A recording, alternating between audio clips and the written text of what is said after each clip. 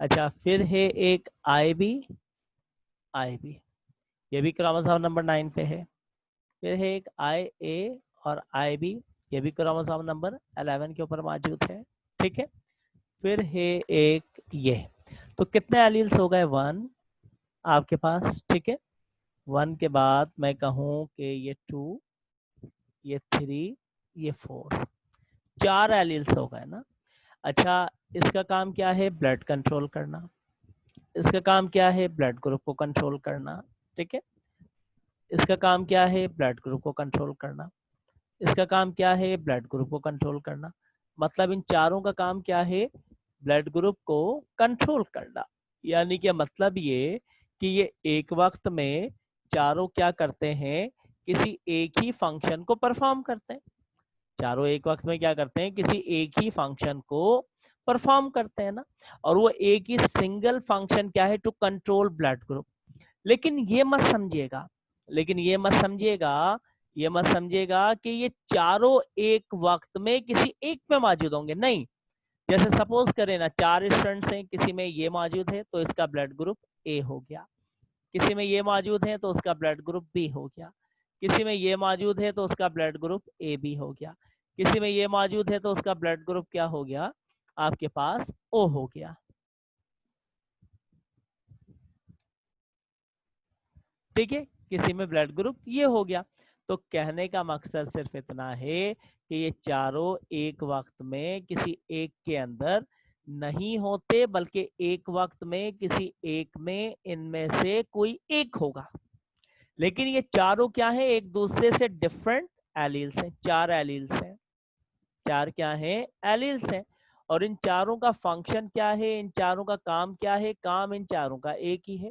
और वो एक ही फंक्शन, एक ही काम इनका क्या है? कि to control human blood group. के किसको कंट्रोल करेंगे? ह्यूमंस के ब्लड ग्रुप को कंट्रोल करेंगे। समझ आई कुछ बात मेरी? अब समझ आया कुछ या पूछना है इसमें से? बताओ जल्दी से, क्या है? सर सर समझ आ गया। जी बताइए, बोलिए। सर ये म्यूटेशन तो नहीं हुई? क्योंकि 4 अगर एक जगह पर जीन्स आ गए तो अब दूसरी जगह से हटकर आए होंगे। नहीं नहीं नहीं, चारों थोड़ी आ रहे हैं भाई, अल्लाह की बंदी, चारों थोड़ी ना आए हैं। चारों में से भाई कोई एक होगा, किसी एक में, एक वक्त में, किसी एक में। जैसे आपके अंदर ये एक होगा, किसी के अंदर ये होगा, किसी के अंदर ये पेयर होगा, किसी के अंदर ये पेयर होगा। चारों एक वक्त में नहीं होंगे, चारों में से किसी एक में कोई एक प्रेजेंट होगा। और वो क्या करेगा? ब्लड को कंट्रोल करेगा। तो चारों का फंक्शन क्या है? चारों का काम क्या है? चारों का फंक्शन, चारों का काम एक ही है कि to control human blood group. कि वो किसको कंट्रोल करेंगे? ह्यूमन के ब्लड ग्रुप को कंट्रोल करेंगे। समझ आई मेरी बात? चारों का फंक्शन क्या है? चारों का काम क्या है? एक ही काम है। और वो एक ही काम क्या है? कि to control human blood group. आप ये मत समझिएगा कि जनाब चारों एक ही वक्त के अंदर सबके अंदर मौजूद होंगे, नहीं। मैंने अभी आपको कुछ देर पहले कहा, चारों में से कोई एक किसी एक के अंदर क्या होगा? एक वक्त में मौजूद होगा। एक वक्त में चारों कभी भी मौजूद नहीं होंगे। तो ये हमारे पास क्या है? मल्टीपल एलील है। ठीक है, यानी कि एक से ज्यादा एलील, और वो एक से ज्यादा एलील क्या काम कर रहे हैं? एक ही वक्त के अंदर एक पर्टिकुलर फंक्शन को कंट्रोल कर रहे हैं। और वो एक पर्टिकुलर फंक्शन आपके पास यहाँ पर क्या है? ह्यूमन ब्लड ग्रुप है। ठीक है, बात समझ में आ गई? बात समझ में आई? अभी भी नहीं समझ में यस सर। आ गया ना? ठीक है। अच्छा देखिए, उसके बाद आगे चलते हैं कि हमारे पास, मैं इसको रिमूव करता हूं, कि मल्टीपल एलिलिक ट्रेट में हम डिस्कस करते हैं ह्यूमन ब्लड ग्रुप को। ठीक है, ह्यूमन ब्लड ग्रुप को हम किस में डिस्कस कर रहे हैं? चलो यार, तुम तो किसको डिस्कस कर रहे हैं? मल्टीपल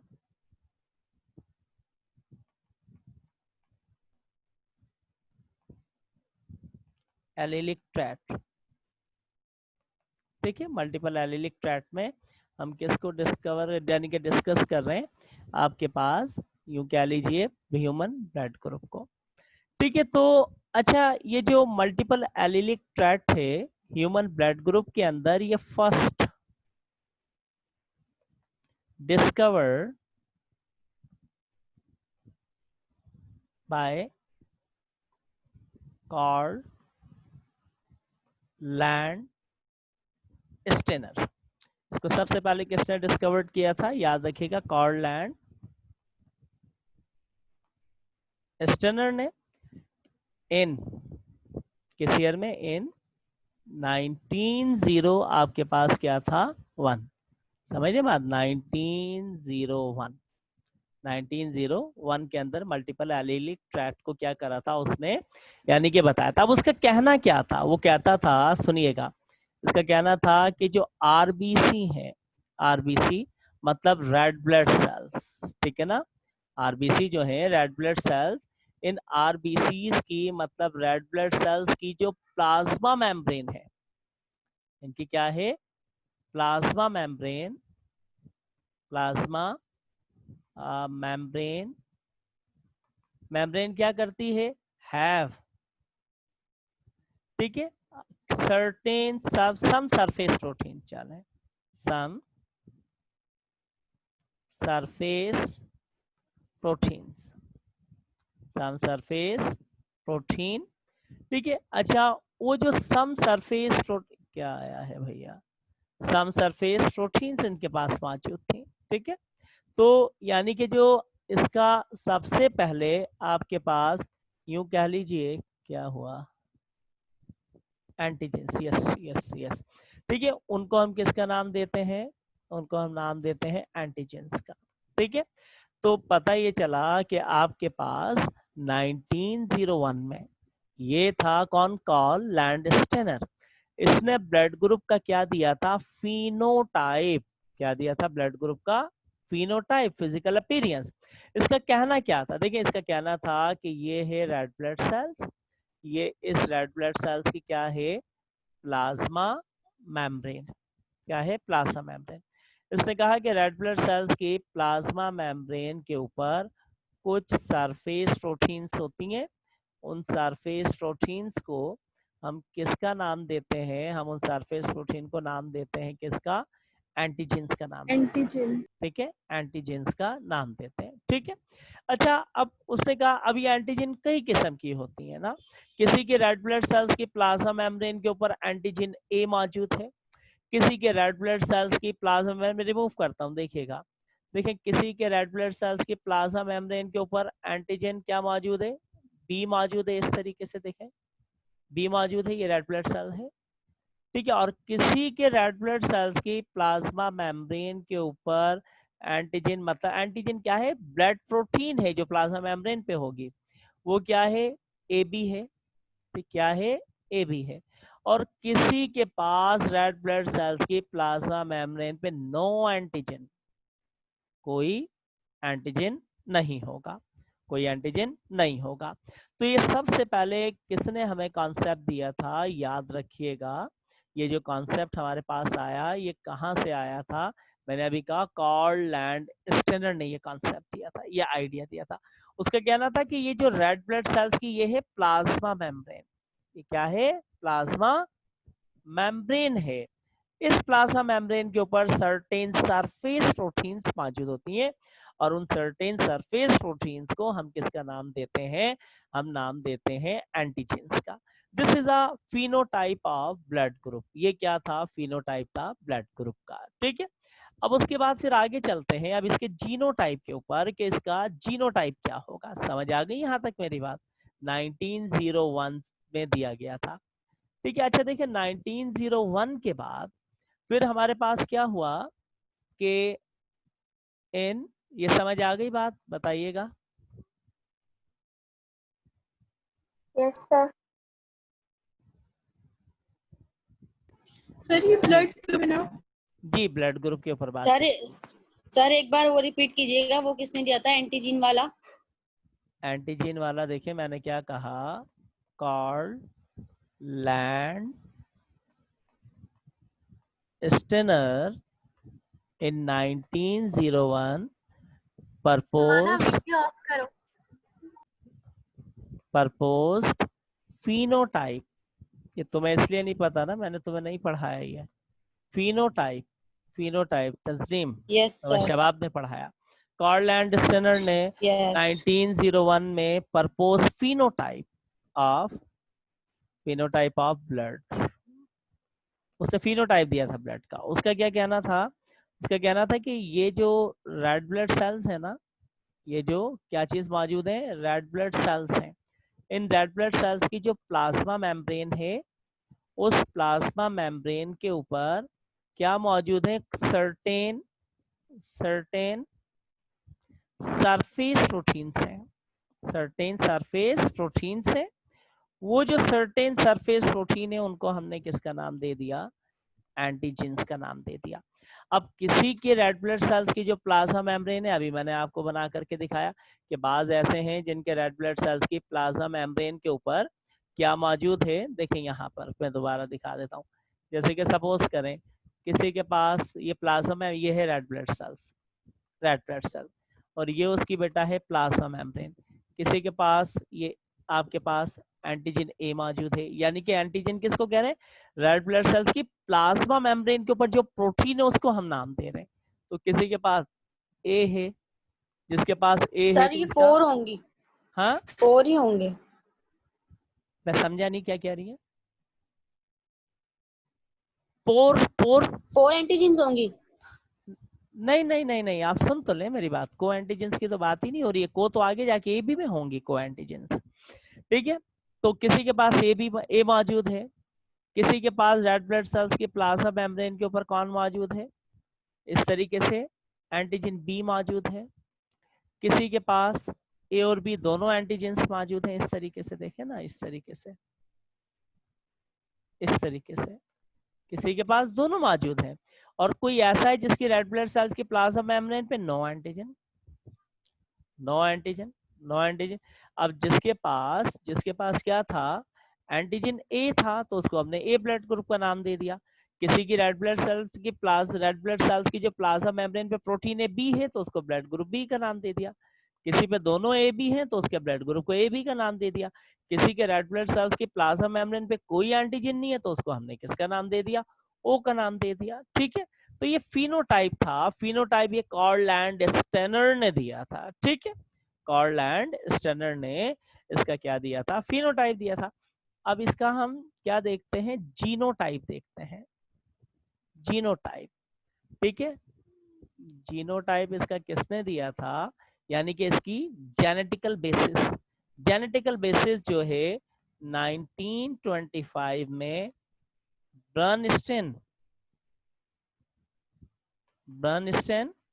सॉरी क्या लिख दिया, एक मिनट रुकिएगा, दोबारा इसको लिखता हूँ।